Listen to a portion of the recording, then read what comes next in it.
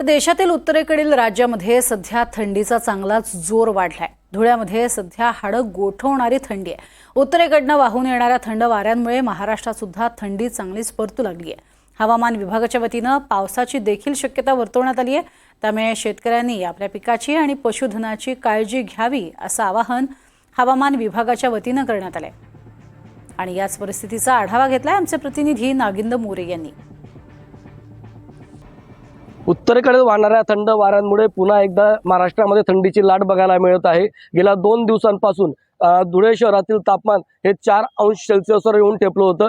आज त्याच तापमानामध्ये 2 अंशांनी वाढ झालेली आहे आणि हे तापमान आज 6.1 अंशावर येऊन ठेपल्यामुळे कुठेतरी नागरिक जे रोज घराबाहेर मॉर्निंग वॉकसाठी बाहेर पडत होते त्यांच्यामध्ये संख्येमध्ये कुठेतरी घट झाल्याचे देखील चित्र या ठिकाणी बघायला मिळत आहे।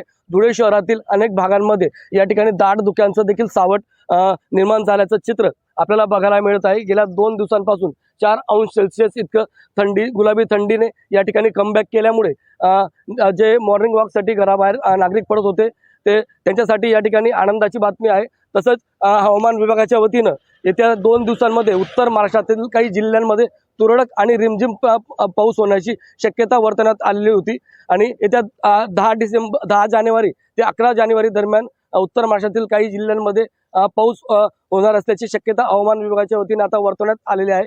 त्यामुळे एकंदरीत शेतकऱ्यांनी आपल्या शेती पिकांची व पशुधनाची काळजी घेण्याचे आवाहन हवामान विभागाच्या वतीनं या ठिकाणी आवाहन करण्यात आलेलं आहे। तसंच कुठेतरी गेल्या महिन्याभरापासून शाळेंच्या वेळेमध्ये बदल करावा अशी मागणी विविध सामाजिक संघटना करत होत्या, मात्र अद्यापपर्यंत शाळेंच्या वेळेमध्ये कुठलाही बदल झाला नाही। त्यामुळे चिमुकल्यांना शाळेमध्ये जाण्यासाठी या ठिकाणी तारेवरची कसरत करावी लागत आहे असं चित्र सध्या धुळे शहरात बघायला मिळत आहे। त्यामुळे येणाऱ्या काही दिवसांमध्ये ही थंडी अधिक वाढण्याची शक्यता देखील हवामान विभागाच्या वतीनं वर्तवण्यात आली आहे। त्यामुळे या ठिकाणी हवामान विभागाने जे काही आवाहन केलेलं आहे त्याला कुठेतरी शेतकरी जे आहेत त्यांनी आपल्या पिकांची काळजी घेण्याचं देखील या ठिकाणी त्यांच्यावर आता संकट ओढवलेलं आहे।